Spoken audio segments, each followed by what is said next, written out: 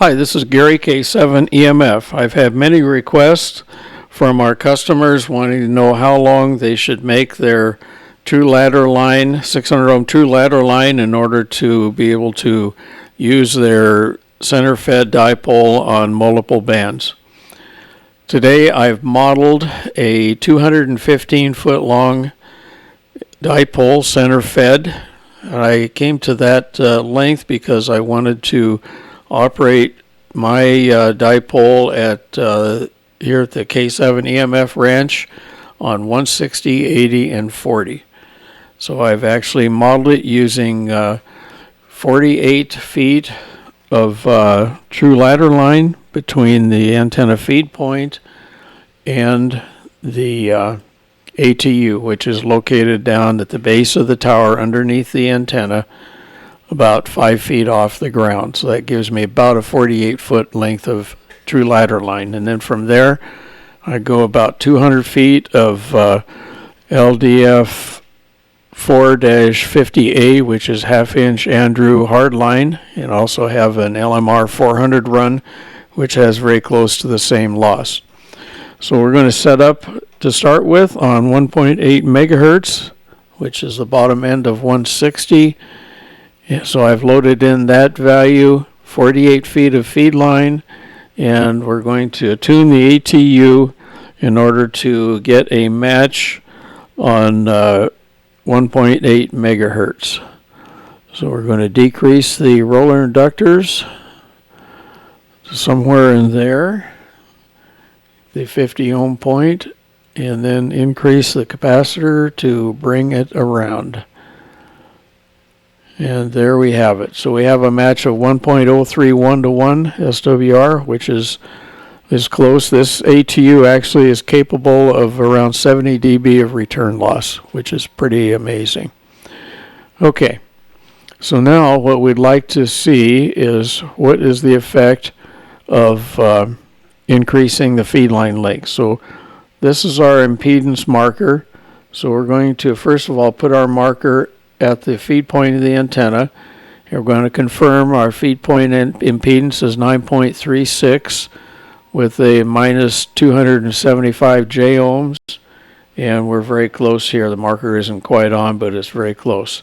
So now we move our marker over to the other end of the feed line, and we see that our impedance is 8.58 with a minus J 12.6 ohms.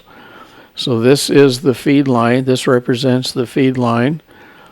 This trace represents the roller inductors, and then this trace represents the capacitor that's across them. This is a balanced L network. So now we can see that our ATU is using 1.4 microhenries. It has the capability of 20 microhenries of each roller inductor, so we're well within the range. And also it's requiring 3,860 picofarads of capacitance across it, which is also well within the capability of the ATU 4K. So now we're only going to change the length of the feed line so we can see what the effect is. So we've got our marker at the length of the feed line now. So that's represents the impedance presently at 48 feet. Now we're going to increase only the feed line length. So as you can see, it comes around and it's going to come back around and it will replicate that original impedance at 48 feet. There it comes. And we're in this close. You see there is somewhat of an offset.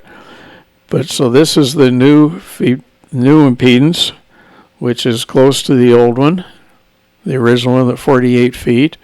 And we can retune our ATU, get about at the 50 ohm line, decrease our capacitance, and we're back and we've resolved the impedance, and that's at 263 feet. So we can see that in order to replicate the same impedance as the 48 foot length of feed line, we had to go out to 263 feet.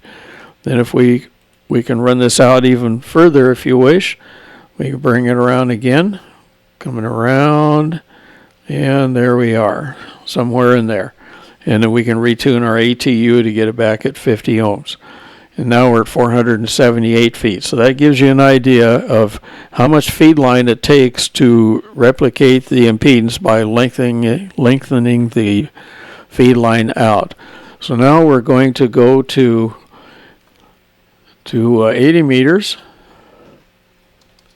and we're going to go to 3.7 megahertz. And now we can see that we have come around several times with wavelengths of feed line. So let's go back, let's start back at the original. Let's go to 48 feet. And you can see we are close. So we will change the inductance to get it here on the 50 ohm trace. We're very close there. We'll leave that, and then we'll decrease the capacitance. And there we are, tuned up again, 1.02 to 1 SWR. So now we'll mark, you notice the impedance has changed because we're on a different frequency, same length of feed line. So now we're going to increase our feed line again, just so we can get a feel for it. We've marked it. Come around, we come, and here we come. Back around, and right about there. You can see that's easily adjustable as well. And now we're at 154 feet roughly. So we went from 48 feet to 154 feet for 75 meters. Or 80 meters. So now if we want to take a look at it, we can come back around again. We'll increase our feed line length. And we're roughly in the same place. We have to do a little bit of tuning, a little touch up on the ATU. We won't take time to do that, but that's now at 250 feet. So you can see the higher in frequency you go, the more effect the feed line length has on the impedance. And we could go to 7.2 megahertz. And you can see that it's even changed it more, and you notice the change in the impedance has come about, because now we have a new feed point impedance it's at 7.2 megs or 249.6 ohms with a plus J ohms of 778. So now let's go back to our 48 feet of original feed line. And let's see if we can't get this thing tuned up. So we'll decrease the capacitance. And we can see that, let's see how the inductance affects it. You see we're running on the outside, way out on the outside of the Smith chart. So we're going to switch impedance mode. And now we're going to rock and roll. So I'm going to bring this to the 50 ohm point here, which is, let's get over here on the capacitor. Okay, there we go. Okay, now we use the inductor to get it back up. We need to get it to this line right here. So we're going to decrease. No, I'm sorry, it's the capacitor. I mistaked. Okay, take the capacitor out to that impedance line, which is going to be somewhere in there. Decrease the inductor, and here we come. There we go, right about there.